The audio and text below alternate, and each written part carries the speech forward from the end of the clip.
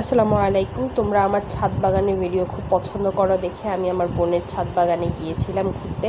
তো সেখান থেকে তোমাদের জন্য ভিডিও করে নিয়ে এসেছি। দেখছো কি সুন্দর অর্গ্যানিকভাবে ধরে আছে, মানে একদম কোনো সার ছাড়াই ধরে আছে। এত সুন্দর সুন্দর, মানে এগুলা খেতেও অনেক মজা লাগবে, টেস্টি হবে।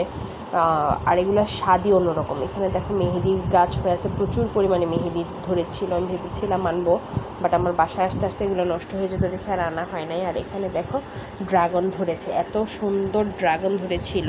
ওইটা তো কলি ছিল, বাট অনেক ড্রাগন ছিল। আর এখানে এই লেবু, এত লেবু, মানে এত লেবু না, মানে এখানে যা ছিল এত গ্রান ছিল। আমি নিয়ে আসছি কয়টা, আপনাদের অবশ্যই দেখাবো।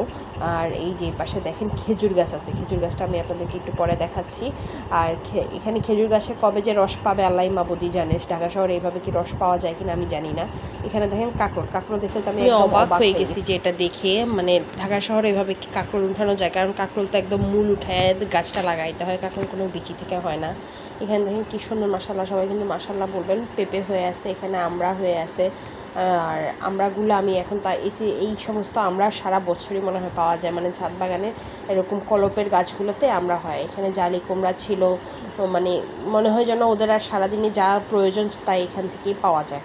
মানে আম ছিল, সিজনাল আম, এগুলো এখনও কাঁচা। এগুলো মানে কাঁচা ভর্তা খেতে খুব মজা লাগবে দেখেই মনে হচ্ছে। থানকুনি পাতা ছিল, মানে দেখে এত ভালো লাগছিল, মনে হচ্ছিল যে আমি থানকুনি পাতার ভর্তা খুবই পছন্দ করি। ভাবছিলাম আপনাদের জন্য একটু রেসিপি করব, বাট আমার সম্ভব হয়নি। তো এখানে দেখেন কি সুন্দর, অসম্ভব সুন্দর পরিবেশ, ঠান্ডা মনোরম একটা পরিবেশ আমি জিনিসগুলো দেখতে পেয়েছি। আর এই পাশে দেখেন, বললাম যে ড্রাগনের তো এত মাশাল্লাহ ফলন আসছে।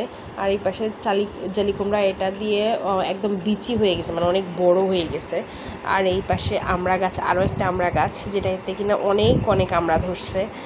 আর আমি এখান থেকে আমরাও নিয়েছি। আর এই পাশে দেখেন একদম আবদুল্লাপুরের মেইন যে ফ্লাইওভারটা হচ্ছে নতুন, এটা এখনও রানিং না, হচ্ছে এখনও কার্যক্রম চলছে, সেটা একদম এখান থেকে দেখা যাচ্ছে।